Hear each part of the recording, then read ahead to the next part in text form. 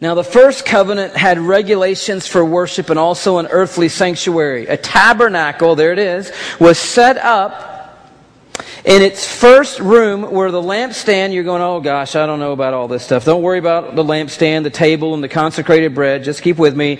This was called the holy place. But behind the second curtain, underline that word or latch onto that word, behind the second curtain was a room called the most holy place, which had the golden altar of incense and the gold-covered ark of the covenant. And this ark contained the gold jar of manna, Aaron's staff that had budded, and the stone tablets of the covenant. And above the ark were the cherubim, the glory, overshadowing the atonement cover. But we cannot discuss these things in detail now. He said, we don't want to go into all of that now. He's saying there was this curtain behind it, the most holy place, the ark back there. And then he goes on in verse 6 to tell you how it worked out. When everything had been arranged like this, the priests entered regularly into the outer room to carry on their ministry. But only the high priest entered the inner room, and that only once a year. So people just didn't get that close to God. Only once a year, and never without blood, which he offered for himself and the sins of the people, the sins the people had committed in ignorance. And so we got a system going on here, but Hebrews is post-cross, post-Jesus Christ coming, and so we fast forward a little bit to verse 24, and something really, really amazing happens as we move forward. For Christ, he's a new high priest, and that's what Hebrews is kind of trying to tell us. Old system, once a year, every year, guy goes in there, sprinkles an offering for the people, for the sins they've committed in ignorance, the sins that they didn't even know they've committed. But now, Jesus Christ has come, verse 24. For Christ did not enter a man-made sanctuary that was only a copy of the true one. He entered into heaven itself, now to appear for us in God's presence. In other words, if you need an advocate with God, somebody to speak on your behalf and represent you before a holy God who knows everything you've done in your life, you got one. His name is Christ. He's entered into heaven before God on your behalf, Jesus Christ has. He has entered into heaven itself, now to appear for us in God's presence. Nor did he enter heaven to offer himself again and again, the way the high priest enters the most holy place every year with the blood that is not his own. No, that's not what happened. Check this out. Then Christ, if he had done that, would have had to suffer many times since the creation of the world. In other words, every year he'd have to be crucified again. That's not happening. But now he has appeared, check it out, once for all, at the end of the ages, to do away with sin by the sacrifice of himself. Now just stay with me for one little piece, last piece of this journey, and you've seen this in the movie as well. But Matthew chapter 27, Jesus Christ is on the cross. He's been crucified. He's suffering there. It's now time for him to die. And as he dies, incredible stuff starts happening. The earth starts freaking out. Everything starts going crazy. There's an earthquake. Darkness fills the earth.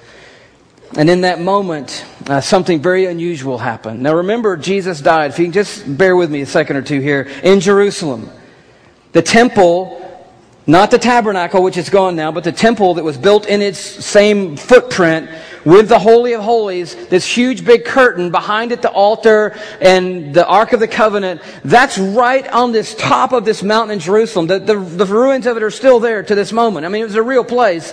Where Jesus was crucified was outside the city walls of Jerusalem. So, I mean, it could have been as far as from here to your car where Jesus Christ is dying on a cross. Holy of Holies is right here. This place that the high priest has gone in every year is right here where I'm standing, and where your car is, the Son of God is giving his life on a cross. And as he dies, the sky turned black, an earthquake happened, the thing started to rumble and shake, and the whole earth was quaking at the sacrifice of Jesus. And then, interestingly enough, Matthew records in verse 51, at that moment, the curtain of the temple was torn in two from top top to bottom. That Holy of Holies curtain, that, I'm going to knock this over before I'm done, that you can't go in there curtain, that, oh, no one will come near there but the high priest. That curtain was torn in this earthquake. You can say, well, okay, the building, the foundations kind of shook a little bit, and the curtain rod did something, and the curtain broke. I don't care how it happened. The weird thing was, it didn't happen from the bottom to the top, where two guys got together and said, hey, let's go in there. I'll take this half, you take that half, let's rip the curtain open and go into the presence of God. The curtain was ripped from the top down, from heaven down to earth. God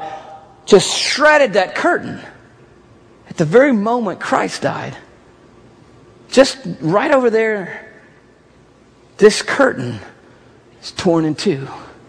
And it's God's way of saying it's a whole new deal. We don't need a priest anymore. We don't need a yearly Day of Atonement. We don't even need a temple. We don't know where the Ark of the Covenant is. Some people think it's in Ethiopia. Some people think it's buried down there below the temple, and they're digging under there every day trying to find it. There are people who think it went off to somewhere else. I mean, you know the deal. Hear the story. We don't know where that went. We don't need a temple anymore. It's just a whole new deal now. It's Christ making one sacrifice for all sins, for all time, and God opening the way for anybody to come and be forgiven of sin and have an intimate relationship with the holy, holy, holy, holy God of hosts. He's saying, that's the invitation. That's the invitation. I mean, year after year, there's been this curtain. You know, this whole kind of, some mystery back there. It was way bigger than this curtain. It was some humongous curtain. Some big, massive, heavy-duty thing. Nobody even seen it with their eyes before. They just heard there was a curtain in there. And that's the unthinkable part that I think somehow we miss, because they got the holiness of God, the otherness of God, that He's not like us. He doesn't laugh at the stuff we laugh at. He doesn't think the same about the sin in our lives as we do. He doesn't tolerate stuff that tears us apart and kills us ultimately like we tolerate in our lives. And at some point Christ comes and He says, hey, I'm going to give my life. It's a whole new deal. And in that moment, He just pulls it all down. I mean, how unthinkable is that? And when He does, He says, new relationship, new opportunity, new deal. It's you sitting down face to face and life to life at the table with the Son of God.